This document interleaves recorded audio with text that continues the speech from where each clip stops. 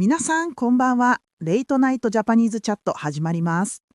美咲とのぞみでゆるーくお届けするポッドキャストです。こんばんは、のぞみです。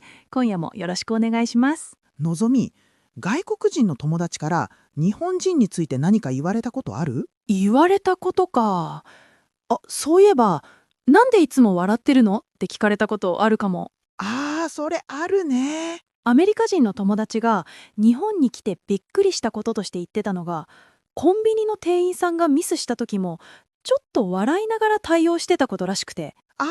わかる。謝りながらちょっと笑ってるみたいなやつね。そうそう。今どんな気持ちなの？困ってるの？それとも平気なの？ってちょっと混乱したって言ってた。それね。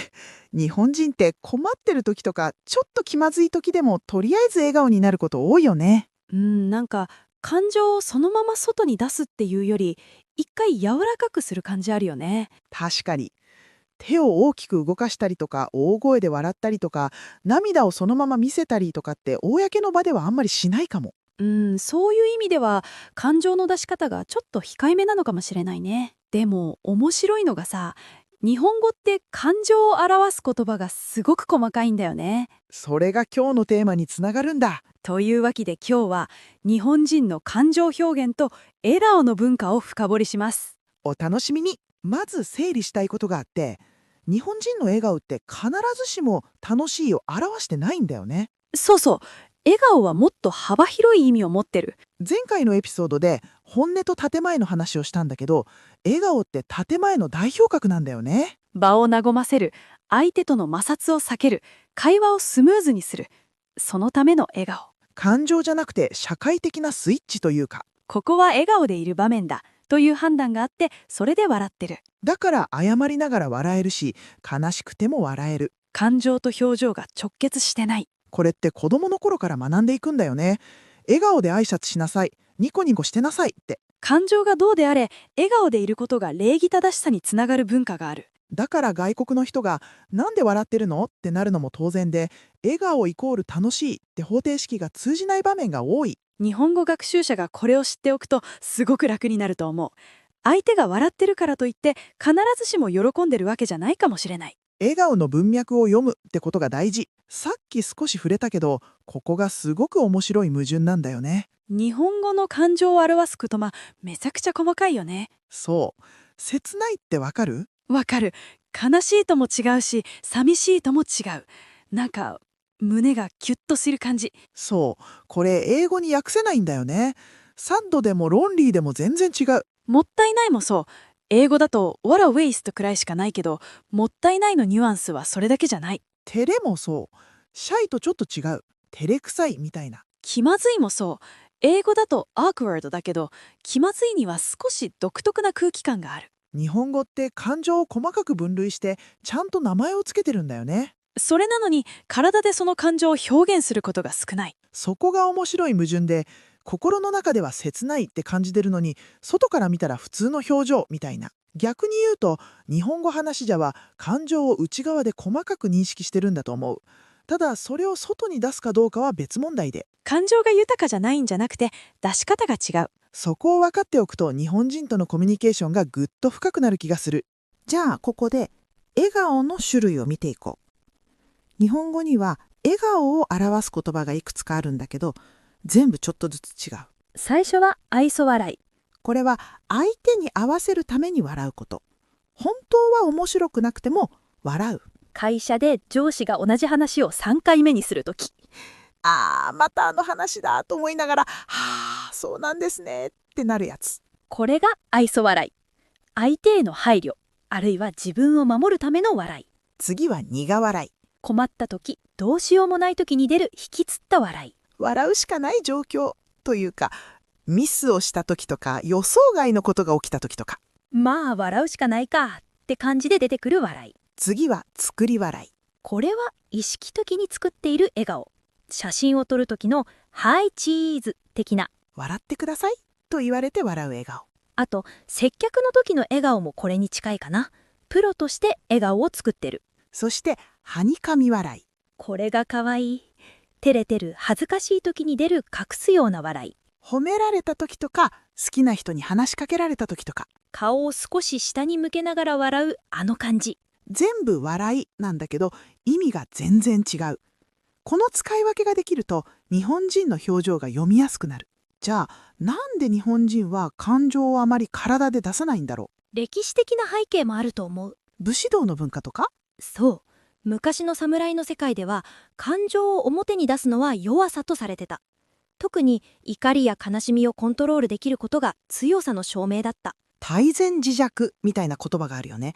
どんな状況でも動じない、落ち着いている様子。それが美徳とされてきた文化。あと慎みという概念もある。自分を出しすぎない、控えめでいることが美しいという価値観。謙遜もそうで、自分を大きく見せないこと、派手に感情を出さないことが礼儀につながる。感情を大げさに表現することが品がないとされるカンが歴史的にあった。今でも少しそのカンが残ってると思う。公共の場で大声で笑う、大声で泣くってのが恥ずかしいというカンがあるよね。人前でという条件がつく。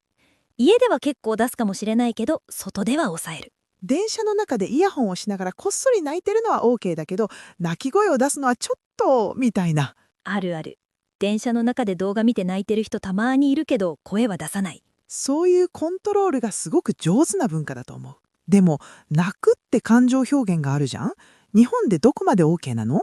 面白いことに、泣いていい場面と泣いてはいけない場面が結構はっきりしてる。泣いていい場面から言うと、まず映画や感動する動画。これは OK。泣ける映画、泣ける話ってカテゴリーがあるくらいで、泣くことが目的になってたりする。もらい泣きって言葉もあるよね。他の人の感動に影響されて泣くこと。あと、卒業式とか。泣かないようにしたのに泣いたって話はあるあるで、卒業式は泣く場面として認められてる。スポーツでもそう。オリンピックとかで選手が泣いてるのを見て一緒に泣くみたいな。感動して泣くは日本でも OK。逆に泣きにくい場面は？職場かな。ミスして叱られて泣くみたいなのは。ちょっとメンタルが弱いと思われるリスクがあるよね。特に若い人が職場で泣くと、プロじゃないという目で見られることがある。でも最近は変わってきてるかも。泣いていいよという文化が少しずつ広がってる気がする。SNS で泣いたって言いやすくなってるし、感情を出すことが正直という見方も出てきてる。世代によって全然違うよね。上の世代はやっぱり感情は出さない方がいいという感が強い人が多い。若い世代は割と感情を出すことに抵抗が少ない人が増えてる印象がある。時代とともに変わってきてる部分でもある。じゃあ、のぞみは感情を出す方出さない方？私は割と出す方だと思う。泣ける映画で泣くし、嫌なことがあったら顔に出やすいって言われる。ああ、それわかる。のぞみは顔に出やすいよね。出やすい。美咲は？私は公共の場では出さないかな。でも仲のいい人の前では結構出す。スイッチの使い分けができてる感じね。職場だと無意識にスイッチ入れてる気がする。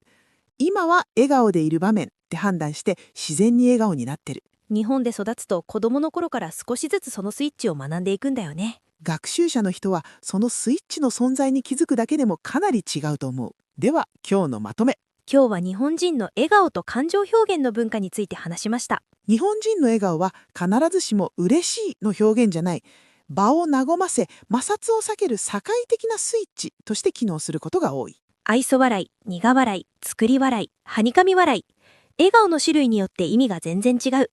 これを読めるようになるとコミュニケーションが深まる。日本語は切ない、もったいない、照れなど英語に訳せない言葉がたくさんある。言語では豊かに感情を表現するのに体ではあまり出さない。それが日本の面白い矛盾。感情を内側で抑えるのは武士道や慎み、謙遜という歴史的な価値観の影響がある。泣くについては感動して泣くのは OK でも職場や公共の場ではアウトな場面もある。ただし若い世代を中心に少しずつ変わってきている。感情が豊かじゃないんじゃなくて出し方が違う。それが日本人の感情表現のポイント。皆さんの国では感情を体で表現することについてどんな文化がありますか？コメントで教えてください。今日のレイトナイトジャパニーズチャットここまでです。また次回。おやすみなさい。おやすみなさい。